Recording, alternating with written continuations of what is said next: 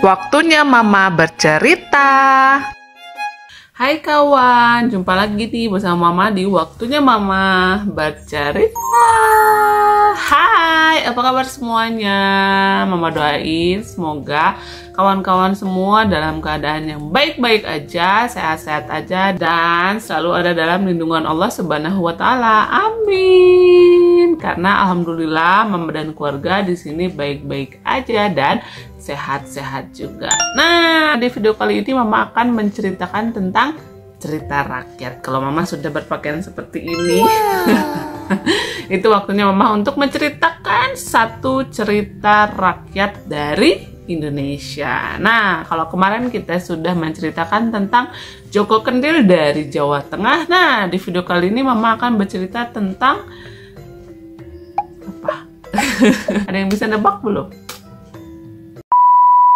Provinsi Bengkulu mempunyai banyak sekali dongeng populer yang berkembang di masyarakatnya. Salah satunya adalah ini, legenda ular daung. Oke, sekarang Mama akan kasih tahu dulu tokoh-tokoh dari cerita rakyat ular daung ini.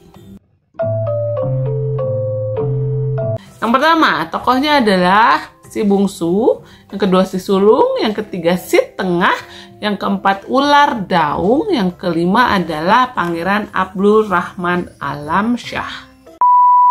Cerita rakyat atau legenda ular daung merupakan salah satu kisah yang dibagikan dengan cara turun-temurun.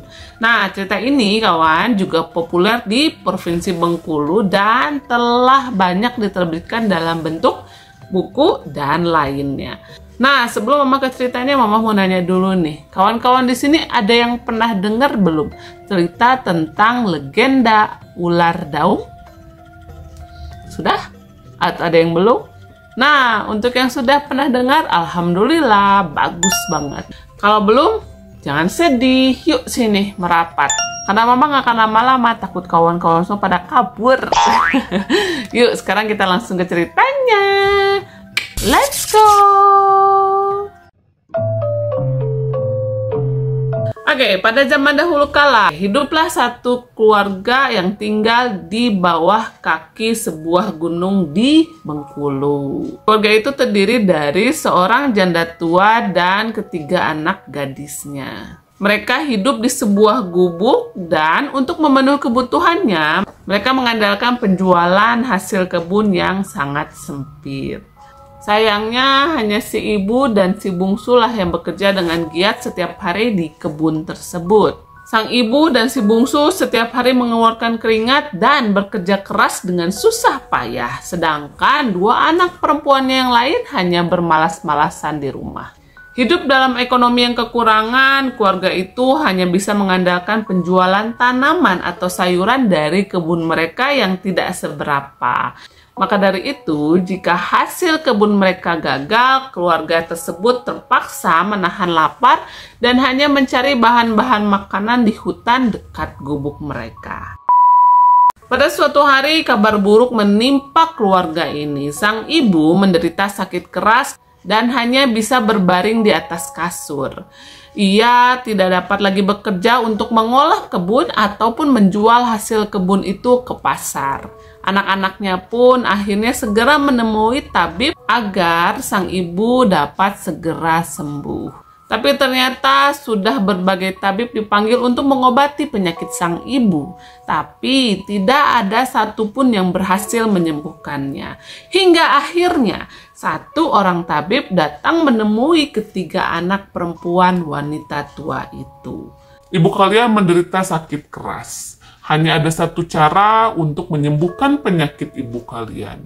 Ibu kalian hanya bisa sembuh dengan ramuan dedaunan hutan yang dimasak dengan bara api gaib dari puncak gunung. Untuk mendapatkan bara gaib itu memang sulit. Kalian harus mencarinya di puncak gunung. Jelas tabib tersebut.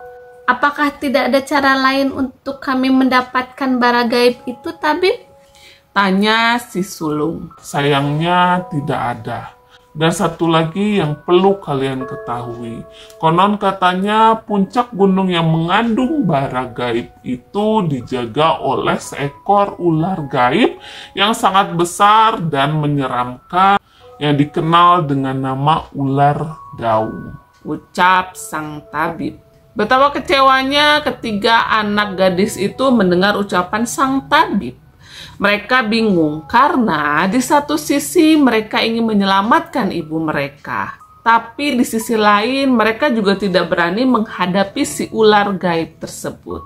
Ular gaib yang menjaga bara gaib itu menurut para penduduk desa akan memangsa siapapun yang berusaha mendekati puncak gunung tersebut. Ketiga anak janda tua itu tidak mampu berbuat apa-apa lagi. Hari pun berganti dan kondisi sang ibu semakin memburuk. Aku tidak berani mengambilnya, ujar si sulung. Aku juga takut, kata si tengah. Si bungsu yang sudah tidak kuat melihat penderitaan ibunya pun memutuskan untuk pergi mendapatkan bara gaib tersebut. Kakak, aku tidak ingin berdiam diri di rumah saja. Aku akan pergi ke puncak gunung itu untuk mendapatkan bara gaib supaya ibu bisa segera diobati, ucap si bungsu kepada kedua kakaknya. Apa kamu bilang?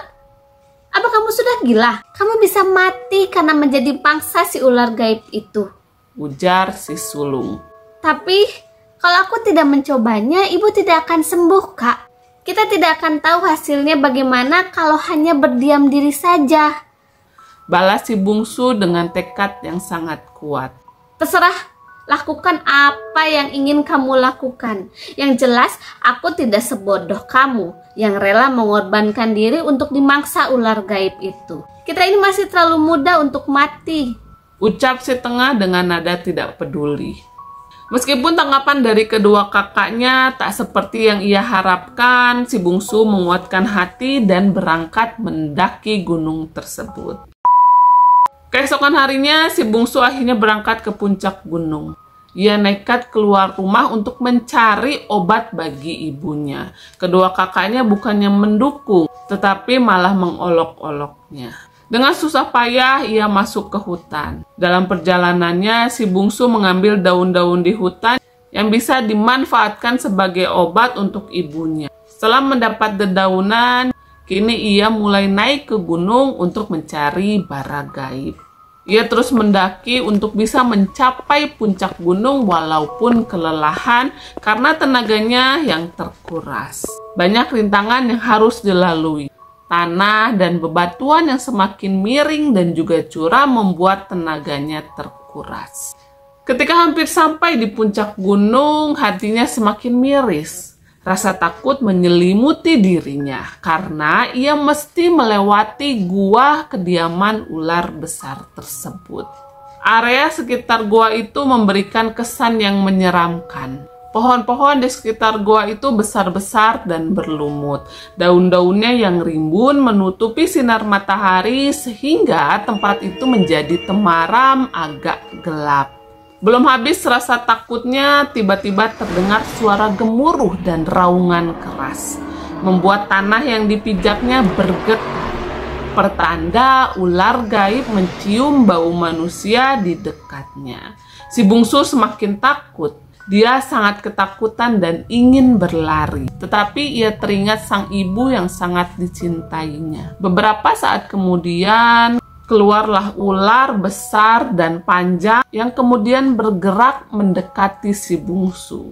Ular itu berkali-kali menjulurkan lidahnya sembari menatap si bungsu dengan pandangan yang tajam. Wahai ular yang agung, bolehkah aku meminta bara gaib yang berada di puncak gunung? Bara itu akan saya gunakan untuk mengobati ibu saya yang sedang sakit keras, terang si bungsu sambil menekan rasa takutnya.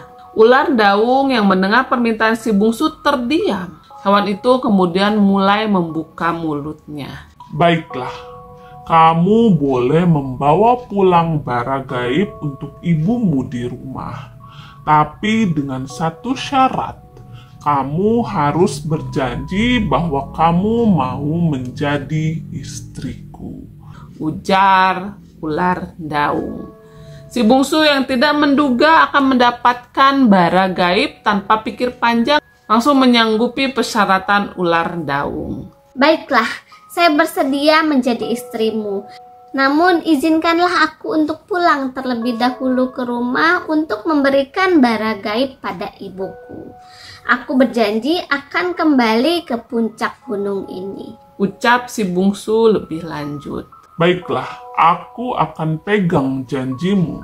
Tapi ingat, jangan sekali-sekali mencoba untuk mengingkarinya, karena kamu akan menanggung akibatnya, kata ular daung dengan nada mengancam. Hewan itu pun kemudian mengambilkan bara gaib dan memberikannya kepada si bungsu.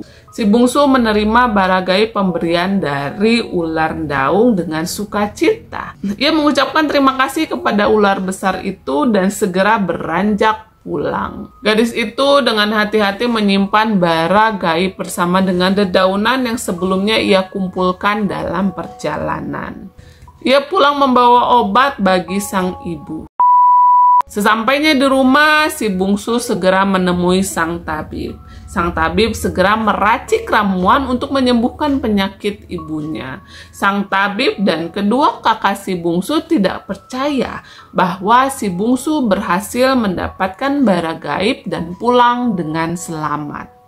Ramuan obat itu segera diberikan kepada ibunya. Setelah meminum ramuan obat tersebut, kondisi sang ibu lama-kelamaan berangsur membaik. Si bungsu merasa bahagia. Si bungsu bersyukur karena usahanya tidak berakhir sia-sia. Tapi ia harus memenuhi janjinya.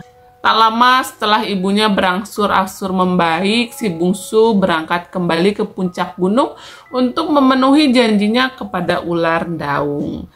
Ia sampai di gua kediaman sang ular besar itu pada malam hari. Namun betapa terkejutnya si bungsu karena ia melihat kejadian ajaib. Si ular gaib menjelma menjadi seorang pemuda yang gagah dan juga tampan. Wahai pemuda, benarkah kau ini jelmaan ular daung penjaga bara gaib ini? Tanya si bungsu. Benar, akulah si ular daung. Aku sebenarnya seorang pangeran. Namaku Abdul Rahman Alamsyah. Aku telah disihir oleh pamanku untuk menjadi seekor ular besar menyeramkan yang menjaga bara gaib. Pamanku berlaku curang. Ia ingin merebut tahtaku dan menjadi raja. Jelas sang pangeran. Sementara itu, kedua kakak si bungsu yang ada di rumah merasa penasaran kenapa adiknya bisa mendapatkan bara gaib itu. Diam-diam mereka menyusul si bungsu ke puncak gunung. Apa yang ia lakukan di situ? Apakah itu adalah gua ular daung? Bagaimana kalau ia tiba-tiba dimangsa ular besar itu? Tanya si sulung pada si tengah. Entahlah kak. Aku tidak peduli jika ia akan dimangsa atau tidak. Aku hanya penasaran kenapa ia kembali lagi ke gua yang menyeramkan itu. Jawab si tengah. Alangkah kagetnya mereka. Ternyata si bungsu bertemu dengan seorang pemuda tampan yang keluar dari gua itu. Rasa iri timbul dalam hati kedua kakak si bungsu. Karena adik mereka bisa dekat dengan seorang pemuda tampan. Dasar si bungsu, pantas saja ia betah tinggal di gua ini. Ternyata dia sedang berpacaran dengan seorang pemuda, kata si sulung. Aku tidak suka si bungsu hidup bersama pemuda itu. Begini saja kak, aku punya sebuah rencana untuk memisahkan si bungsu dengan pemuda itu, ujar si tengah. Kedua gadis itu akhirnya berunding untuk mengatur siasat buruk mereka. Mereka segera menjalankan rencana jahat mereka dengan cara mengendap-endap masuk ke dalam gua. Si bungsu ternyata sedang sibuk menata kayu bakar dan tidak menyadari kalau kedua kakaknya telah mengambil kulit ular sang pangeran. Mereka berharap si ular gaib marah lalu menyakiti si bungsu. Kita bakar saja kulit ular itu. Pasti nantinya sang pemuda akan marah. Malah bisa-bisa si bungsu dibunuhnya, kata si sulung. Mereka berharap si ular gaib tersebut marah lalu menyakiti si bungsu. Kedua kakak si bungsu kemudian dengan segera keluar dari gua dan membakar kulit ular tersebut. Mereka lalu segera mengumpulkan abu dari pembakaran kulit hewan itu dan menaruhnya kembali di dekat si bungsu. Tak lama kemudian datanglah sang pangeran dan masuk ke dalam gua. Tetapi kejadiannya tak seperti yang diharapkan oleh kedua gadis itu. Setelah pemuda tersebut tahu bahwa kulit ularnya dibakar, ia malah berlari dan memeluk si bungsu. "Ada apa, Kanda?" tanya si bungsu kebingungan. Apakah itu abu dari kulit ularku? Tanya sang pangeran dengan tiba-tiba sambil menunjuk ke arah abu. Si bungsu yang sedari tadi sibuk dengan kayu bakarnya hanya menggelengkan kepala. Sang pangeran kemudian mengecek ke seluruh celah-celah gua dan menyimpulkan kalau abu tadi adalah bekas pembakaran dari kulit ularnya. Sekarang aku bisa menikahimu, Adinda. Sihir dari pamanku hilang jika ada orang yang dengan sukarela membakar kulit ularku hingga aku tidak lagi berubah wujud menjadi seekor ular lagi. Jelas sang pangeran. Ternyata kulit yang dibakar justru membuat pangeran itu tak bisa lagi berubah menjadi ular. Melihat kejadian yang ternyata tidak sesuai dengan keinginan kedua kakaknya membuat mereka berdua marah. Akhirnya kedua kakak si bungsu itu pergi ke rumah dengan perasaan kecewa dan marah. Kebahagiaan menyelimuti si bungsu dan pangeran. Sang pangeran lalu memboyong si bungsu ke kerajaannya untuk mengambil tahtanya dari pamannya. Sesampainya di kerajaan, sang paman yang melihat kedatangan Pangeran Alamsyah tidak bisa mengelak dan terpaksa mengembalikan kursi raja kepada Pangeran Alamsyah. Setelah itu, sang paman diberi hukuman dan akhirnya diusir dari kerajaan. Si bungsu yang berhati baik kemudian meminta izin kepada pangeran untuk mengajak ibu serta kedua kakaknya untuk tinggal di kerajaan. Setelah mendapatkan izin dari pangeran, akhirnya ia dibantu oleh para pengawal dan dayang istana untuk membantu kepindahan keluarganya. Namun ternyata hanya sang ibu yang bersedia ikut tinggal di kerajaan bersama si bungsu dan pangeran. Kedua kakak si bungsu menolak dan memilih untuk tinggal di gubuk karena mereka merasa malu dan bersalah karena pernah berbuat jahat kepada adik mereka. Oke, Mama akan langsung ke pesan moral dari cerita rakyat atau legenda ular daung. Nah, pesan moral dari cerita rakyat ular daung adalah mengajarkan bahwa bersikap baik dan menepati janji adalah hal yang sangat penting. Kita juga harus menjadi seorang anak yang berbakti kepada orang tua dan kita juga harus berani menghadapi rintangan, jujur, setia, dan memiliki cinta kasih yang sangat besar. Selalulah berbuat kebaikan karena tidak akan ada ruginya jika kita berbuat dan membagikan kebaikan. Rasa iri bisa membawa celaka, namun kejujuran dan hati yang tulus bisa membuka jalan menuju kebahagiaan. Oke kawan, itu dia cerita rakyat atau legenda ular daung yang berasal dari Provinsi Bengkulu. Nah, seperti biasa buat kawan-kawan semua yang pengen request, pengen cerita rakyat apa nih yang mau Mama ceritain, boleh tulis di kolom komentar. Dan juga buat kawan-kawan semua yang mau koreksi, takutnya ada kesalahan dari cerita yang Mama ceritain kali ini, boleh langsung koreksi di kolom komentar. Nah, yang paling penting banget, jangan lupa untuk selalu dukung Nala Gume Story dengan cara di like, comment, share, and subscribe. Karena dengan dukungan dari kawan-kawan semua, kita akan semangat untuk membuat video yang mengedukasi kawan-kawan semua. Oke, terima kasih sudah menonton video ini sampai akhir. Oke, jangan lupa untuk tonton video lainnya dari Nalagume Story. Oke, segitu dulu video kali ini. Mama pamit. Bye-bye.